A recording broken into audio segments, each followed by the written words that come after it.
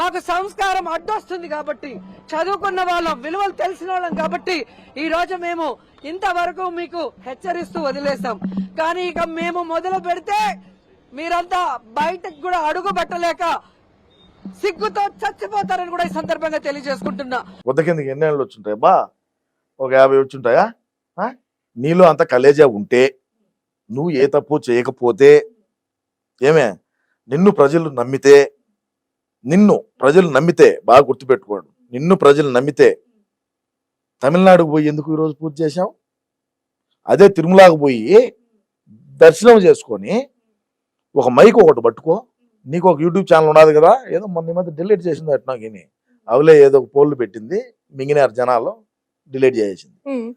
పోతే నువ్వు మైక్ తీసుకొని ఒక కెమెరామెన్ పెట్టుకో, నువ్వే అడుగు స్వయంగా.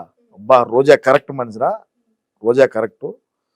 గత ప్రభుత్వంలో 2019 నుంచి 2024 వరకు జగనన్న ప్రభుత్వంలో కొండ మీద అన్న ప్రసాదాలు బాగుండాయా, వసతులు బాగుండాయా, లడ్డు బాగుండాదా, మీకు దర్శనం ఎన్ని గంటలకు జరుగుతుంది, అన్నదాన సత్రం లేకపోయి అన్నదానం కాడికి పోయి అన్నదానం కాడ మాట్లాడు. భక్తులు క్యూలో ఉంటారు దర్శనం, వాళ్ళ కాడికి పోయి నువ్వు మాట్లాడు. అదేవిధంగా లడ్డు కౌంటర్ కాడికి పోయి మాట్లాడు. అదేవిధంగా ప్రయాణికులతో, బస్సులో పోయేటువంటి ప్రయాణికులతో మాట్లాడు. అన్యమత ప్రచారాలు చేసినారు. టికెట్ వెనకలు తెలిసినా మీకు? అవి చూడు, విజయవాడ కింద మతాలు మార్పించారని. నువ్వు కొండ మీదకి పోయి స్వయంగా భక్తుల్ని అడుగు. తమిళియన్ ఉంటారు, మలయాళం వాళ్ళు ఉంటారు, నార్త్ వాళ్ళు ఉంటారు, ఈస్ట్ వాళ్ళు ఉంటారు, వెస్ట్ అందరూ ఉంటారు, ముస్లింలు కూడా ఉంటారు. అందరూ డిక్లరేషన్ ఇచ్చిపోయి ఉంటారు. మా ఓడి మాదిరి కాదులే, అందరూ ఉంటారు కదా. ప్రతి ఒక్కరిని అడుగు. అడిగినప్పుడు నీకు తెలీదా ఏ ప్రభుత్వం బాగుండదు, ఏంది కథ అని? నువ్వు తమిళనాడుకు పోయి తమిళనాడులో ప్రెస్ మీట్ పెట్టి ఆడ కుక్కమరినట్టు ఆడ మరక్కుంటే కొండ మీదకి వచ్చి మరగరాదా? కొండ మీదకి వచ్చి భక్తులతో మాట్లాడు. భక్తులను అడిగి తెలుసుకో స్వయంగా. మరి ఇంక నువ్వు నన్ను అడగటం ఎందుకు? మా అయిపోయింది చీన అయిపోయింది. పోయేదానికి భయము, పోయే పరిస్థితి లేదు. భక్తులేం ఊరికే ఉండరు. మీ ప్రభుత్వంలో ఈ విధంగా అసలు చిన్న పిల్లలకి క్యూ లైన్లో ఉండే వాళ్ళకు పాలు ఇచ్చేవాళ్ళు గతంలో చంద్రబాబు నాయుడు గారి ప్రభుత్వం 2019 వరకు. ఈ మునమ అధికారంలోకి వచ్చిన తర్వాత అన్నప్రసాదాలే, వాటిలో కల్తీ, లడ్డులో కల్తీ, పిల్లలకు పాలులే, క్యూ లైన్లు తీసేశారు, ఏడో బిత్తుకొని వచ్చేట్టుగా పెట్టినారు. ఏ విధంగా ఇబ్బందులు పాలైనారు ఒప్పుకోవాల్సిన విషయం. చెత్త చెదారం మొత్తం నాశనం అయిపోయింది, స్క్రాప్ చేసినారు. తిరుపతి కాదు, తిరుపతి ఏరే వ్యాపారాలు. మళ్ళా అవి కథ ఏరే ఉంటది. అదంతా చెవిరెడ్డి భాస్కర్ రెడ్డి తుడా కదా, అది వేరే చూసుకుంటాం. ఆవిడ చెప్తుంది ఎందుకు అని అంటే, ఏదో ఒకటి పని కావాలి కదా.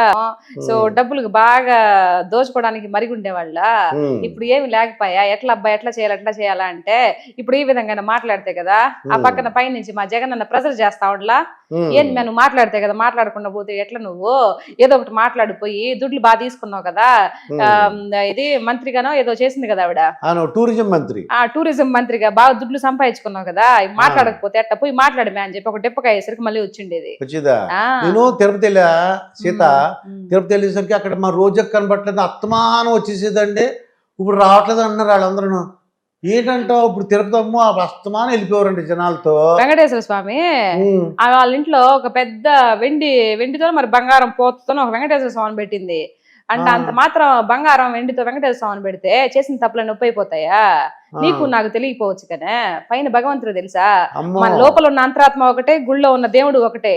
నాకు సంబంధించి ఇద్దరికి తెలుస్తుంది. ఇక్కడ నేను ఏది తప్పు చేస్తున్నా నా మనసాక్షి తెలుసు, లోపల ఉన్న భగవంతుడికి కూడా తెలుసు కదా. సరేలే, ఇప్పుడు నువ్వు పదవిలో ఉండవు కాబట్టి వస్తుండవు కదా, రా వచ్చి మొక్కో, వీళ్ళకి దర్శనం ఇప్పిస్తా ఉండవు కదా. పోనీ ఎన్నో కొన్ని లక్షలు తీసుకొని దర్శనం ఇప్పిస్తా ఉండవు కదా. సరేలే నీ కథ మళ్ళీ చూస్తానని చెప్పా, అలా తోసేసాడు అంతే. అంటే మొత్తం ఓడిపోయింది, అయిపోయిందిగా. డిపాజిట్లు కూడా రాలేదు కదా. ఎందుకంటే పవన్ కళ్యాణ్ గేట్ కూడా తాకనింది కదా. అందుకే కదా దేవుడే ఉన్నాడు. ఎవరు తాకనీయలేదంట? అవును, మా రోజక్కనే మా రోజు ఎక్కడనే దాకనీలేదుగా. అయ్యయ్యో, అంటే అలా అంటే దేవుడు కూడా అలా చేసాడేంటి?